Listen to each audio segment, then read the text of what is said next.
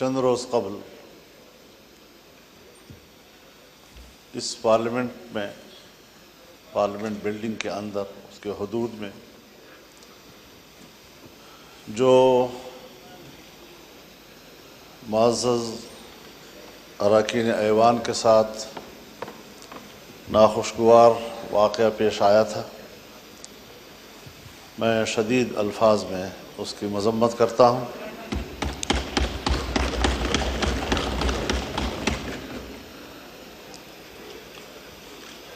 साथ ही आपने अपने ऐवान के कोलीग्स के हवाले से जो इक़दाम किया है उस पर मैं आपको खिराज तहसीन पेश करता हूँ। लेकिन यहाँ जो हम तकरीरें कर रहे हैं, उसकी मज़म्मत कर रहे हैं, ये सिर्फ अपोजिशन अरकान के साथ नहीं हुआ, बल्कि ये बज़ात ख़ुद पूरे ऐवान के साथ हुआ है। हर रुकन असम्बली के साथ ऐवान का तक़द्दुस वाबस्ता होता है, और जब उसकी इज़्ज़त, उसकी आबरू को ब्रीच किया जाता है तो पार्लियामेंट बाकायदा उस पर एक कमेटी बनाती है, उस कमेटी में मामलात जाते हैं, उसको संजीदगी से लिया जाता है। हक़ तो ये है जनाब स्पीकर कि आपकी क़ियादत में इस ऐवान को कम से कम 3 दिन तक बंद कर दिया जाता, एहतजाज के तौर पर, कि आइंदा इस ऐवान के साथ और इसके अरकान के साथ इस किस्म के इक़दाम नहीं होंगे। जनाब वाला,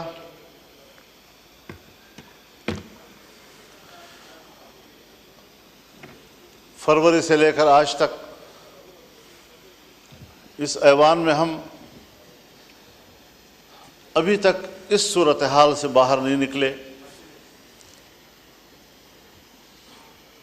जब एक रुकन असम्बली अपनी ज़ात और अपनी ज़ात की दिफा तक महदूद कर दिया जाता है तो फिर वो मुल्क और कौम के लिए कोई किरदार अदा नहीं कर सकता। मैं पहले भी अर्ज़ कर चुका हूँ कि हमें कुछ वक्त पब्लिक के लिए भी देना चाहिए। मैंने खैबर पख्तूनख्वा और बलूचिस्तान के अमन व अमान के हवाले से बात की थी। शायद जनाब स्पीकर आपके इलाक़ों में उसकी हसासियत का इदराक नहीं हो पा रहा अभी तक। जिन इलाक़ों में ज़रा अमन है, कुछ सुकून है, वो इसका इदराक नहीं कर पा रहे कि जो सूरत हाल आज खैबर पख्तूनख्वा में है या बलूचिस्तान में है। अल्लाह ताला इस मुल्क को सलामत रखे। हमें इस वतन की सलामती, इसकी वहदत और इसकी यकजहती अजीज़ है। ये हमारा घर है, और अगर कोई हमारे घर को उजाड़ता है तो ज़रूर हमने अपने घर की हिफाजत के लिए किरदार अदा करना है। जिस वक्त मैं इससे कबल यहाँ गुफ्तगू कर रहा था, एक हफ़्ता पहले, आज वहाँ की सूरत हाल मुख्तलिफ हो गई है। पहले तो ये मसला था कि पुलिस के बारे में मैंने कहा कि सूरज गुरूब होने से पहले वो थानों में महदूद हो जाते हैं, उन्हें बाहर निकलने से मना कर दिया गया है। सारी रात सुबह तक मुसल्लह ग्रोहों के कब्ज़े में होती है, सड़कें उनके कब्ज़े में हैं, देहातें उनके कब्ज़े में हैं, देहातों की मस्जिदें उनके कब्ज़े में हैं, लोगों के बैठकें उनके कब्ज़े में हैं। और इस सूरत हाल में आप मुझे बताएं कि फिर रियासत की रिट कहाँ है। फौज कहाँ है, रियासत की दिफा की क़ुव्वत किधर है, क्या उसका फ़र्ज सिर्फ इस इस्लामाबाद तक महदूद है कि वो अपने मुखालिफिन पर दावा बोल दें और कहें कि हम रियासत का तहफ़्फ़ुज़ कर रहे हैं?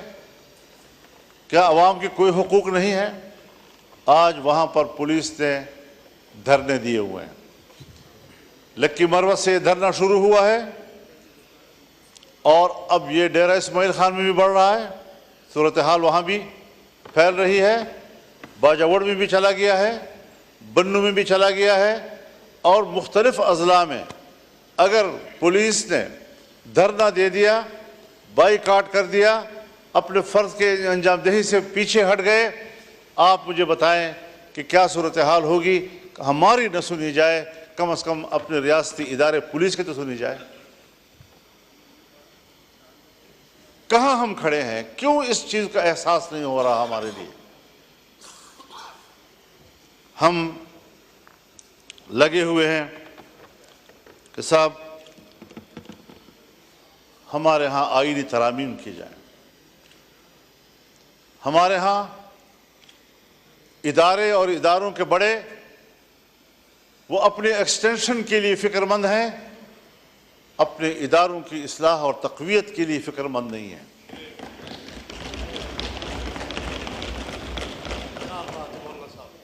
एक्सटेंशन का अमल अगर फ़ौज के अंदर है तब भी गलत है, अगर अदलिया के अंदर है तब भी गलत है, अगर सिविल ब्यूरोक्रेसी के अंदर है तब भी गलत है। ये तो कल पार्लियामेंट भी मुतालबा कर सकता है कि 5 साल के बाद हमें भी 5 साल की एक्सटेंशन दी जाए। हो सकता है जी। अगर कोर्ट को हक हासिल है, अगर फौज को हक हासिल है, अगर ब्यूरोक्रेसी का हक हासिल है, पार्लियामेंट तो सुप्रीम है, उसको तो बदरजा औला ये हक हासिल होगा। ये रिवायतें हज़रत कोई अच्छी रिवायात नहीं हैं और मैं बरमला इस बात का इजहार करना चाहता हूँ कि इस हवाले से हमारी पोजीशन बिल्कुल वाज़ेह है। हम अपोजिशन हैं, इस पर अपोजिशन का किरदार अदा करेंगे और कभी हम इस मुल्क के अंदर एक गलत रिवायत की बुनियाद नहीं डालने देंगे।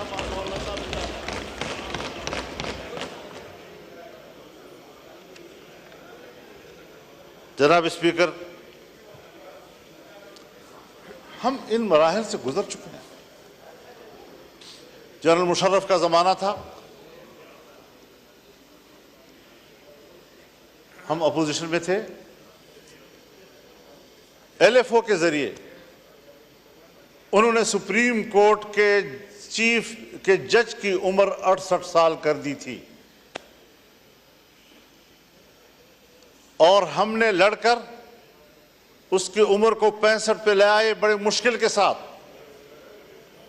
एक फौजी हुकूमत में फौज के फैसले को रिड्यूस किया जहां तक हमसे हो सकता था। मेरी अपनी ज़ाती राय यही थी कि उनको 62 साल तक रखा जाए, लेकिन बहरहाल दोस्तों की इज्तिमाई राय में 65 साल हुई। उस 65 साल के फैसले पर हमारे भाई हैं, हमारे मोहतरम हैं, पाकिस्तान पीपल्स पार्टी उस वक्त यहाँ हमारे साथ अपोजिशन में बैठी थी, अपोजिशन में बैठकर उन्होंने मेरे ऊपर तनकीद की थी, MMA ऊपर तनकीद की थी कि आपने 65 साल क्यों दिए हैं उनको। आज आप उनकी उम्र के इजाफे में वहाँ उस बेंचों में बैठकर उसकी तायीद करेंगे? कैसे करेंगे, क्यों करेंगे मेरे भाई?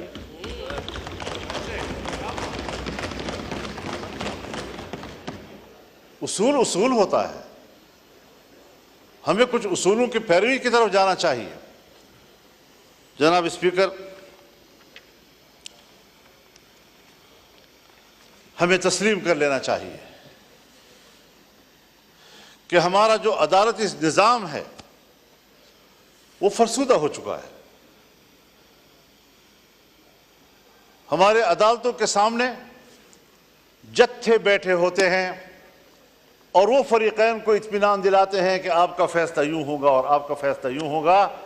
इन जत्थों को ख़त्म करें और अदालत को ताकतवर बनाएं ताकि उस पर एतमाद हो। आप भी वाकिफ़ हैं उससे और मैं भी उससे वाकिफ़ हूँ। बातें सच होती हैं, कोई कहता नहीं है, और अगर कहनी पड़ जाती है तो हमारे मत्थे लग जाती है।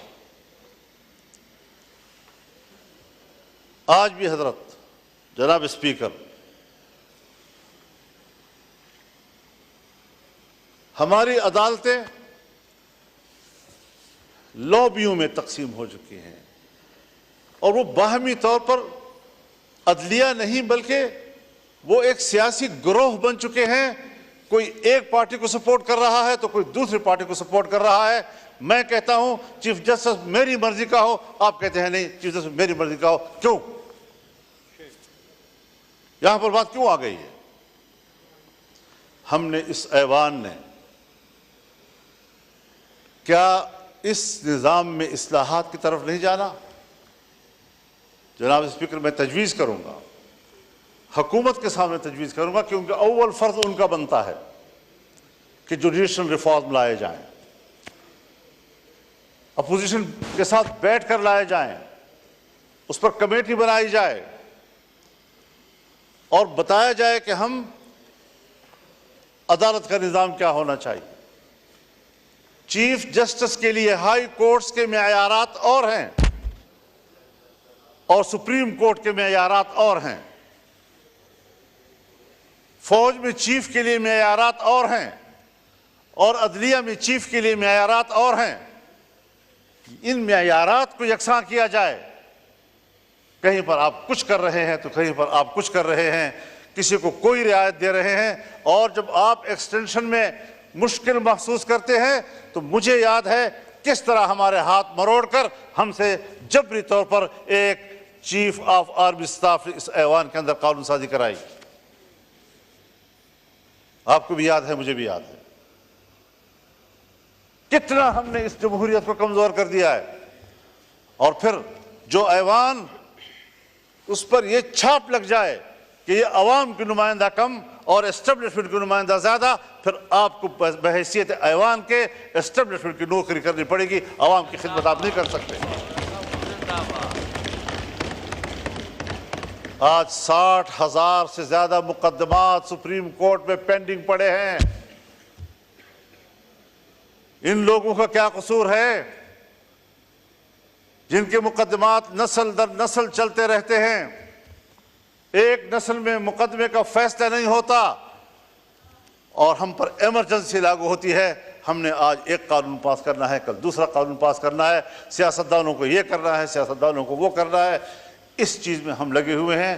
क्या ये नहीं हो सकता कि आईनी मामलात के लिए एक मुस्तकिल अदालत ही बना दी जाए, ताकि आम अदालतें हमारी वो गरीबों के मामलात को तय करें, आम आदमी के मामलात को तय करें और फैसला करें कि जल्द अज जल्द इंसाफ मुहैया किया जाए। हमारे मुल्क के अंदर अंग्रेज़ के दौर का वो निज़ाम अदल मौजूद है कि जो सदियों तक मुकदमात चलते हैं और तय नहीं हो सकते। आज भी हम उसी रविश पे चल रहे हैं। हमें पाकिस्तान बनाने के बाद आज अदलिया के हवाले से भी इनकलाबी फैसले करने होंगे ताकि हमारे गरीब आदमी को जल्द अज जल्द इंसाफ मुहैया हो सके। क्या कर रहे हैं आप लोग? तो निज़ाम को तब्दील करना है, तब्दीली लानी है तो फिर सही मानों में तब्दीली लाए। मेरे हक में हो वो तब्दीली और आपके हक में हो तो वो तब्दीली नहीं, इसको तब्दीली नहीं कहा जाता। अपने रविश पर तब्दील करना पड़ेगा, अपने एतमाद को बहाल करना पड़ेगा और इस पार्लियामेंट को सुप्रीम बनाना होगा। पार्लियामेंट में अगर पार्लियामेंट सुप्रीम है तो हर मेंबर यहां पर बात कर सकता है। यहां पर अदलिया पे भी बात हो सकती है, हम उससे भी सुप्रीम हैं। यहां पर फौज पे भी बात हो सकती है, हम उससे भी सुप्रीम हैं। लेकिन सब हमें अपना माताह समझते हैं। आज यहां बात करो तो ही अदालत का मुकदमा आ जाएगा हमारे पीछे। आज यहां फौज के किरदार पर आप तनकीद करें, रियासत के किरदार पर आप तनकीद करें। आप बलूचिस्तान में क्या कर रहे हैं, आप केपी में क्या कर रहे हैं? आपने पूरे मुल्क को अपने कब्जे में लिया हुआ है, अमन अमान का कोई नामो निशान नहीं है। उस पर आप बहस करें, एजेंसियां आ जाती हैं, आपको ऐवान से पकड़ के ले जाती हैं। वो तो आपके आइन में लिखा हुआ है कि हम अदलिया और फौज के खिलाफ नहीं बात कर सकते। तो उनकी इस्लाह के लिए, उनकी इस्लाह के लिए तो बात कर सकते हैं। जी, इस्लाह के लिए तो हाँ, बिल्कुल तो कर बस मैं सकते इस्लाह हैं। की बात कर रहा हूँ।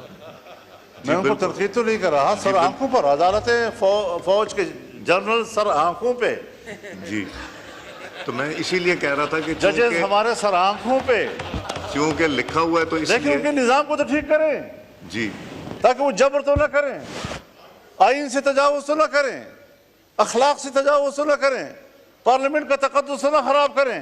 हम उनके खिलाफ नहीं बोलेंगे, मैं आपसे वादा करता हूं, लेकिन मेरे अराकीन को इस तरह गिरफ्तार करने की इजाजत भी नहीं दी जा सकती।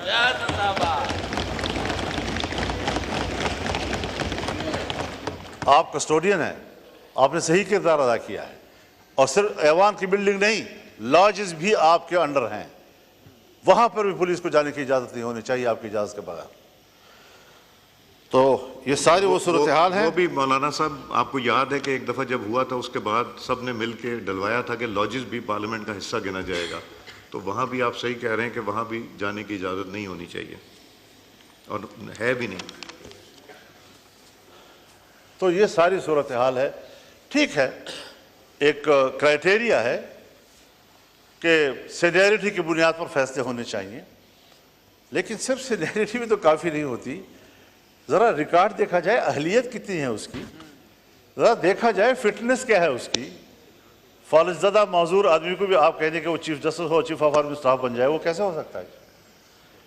तो इस सारी चीज़ों को देखकर हमें इस्लाहात की तरफ जाना चाहिए, और इसके लिए मैं तो ये सोचता हूँ और मेरी तजवीज़ होगी कि चीफ जस्टिस के लिए जुडिशल काउंसिल और पार्लिमानी कमेटी का मुश्तरका इजलास हो, और ये फैसला करें कि किसके हक़ में फैसला किया जाता है, पैदल लाए जाएँ, 3 के लाए जाएँ या 5 के लाए जाएँ, लेकिन इस्लाह की तरफ तो जाए। मुमकिन है मेरी राय गलत हो, मैं कोई ऐसी बात नहीं कह रहा हूँ कि खुदा न खासा कोई हतमी बात है, लेकिन इस पार्लियामेंट को पर एतमाद किया जाए, इसकी कमेटी बैठे, उनके साथ बैठे, सोचे इस बात पर कि हमने अदलिया के अंदर इस्लाहात कैसे लानी है, और ऐवान में पेश किए जाए।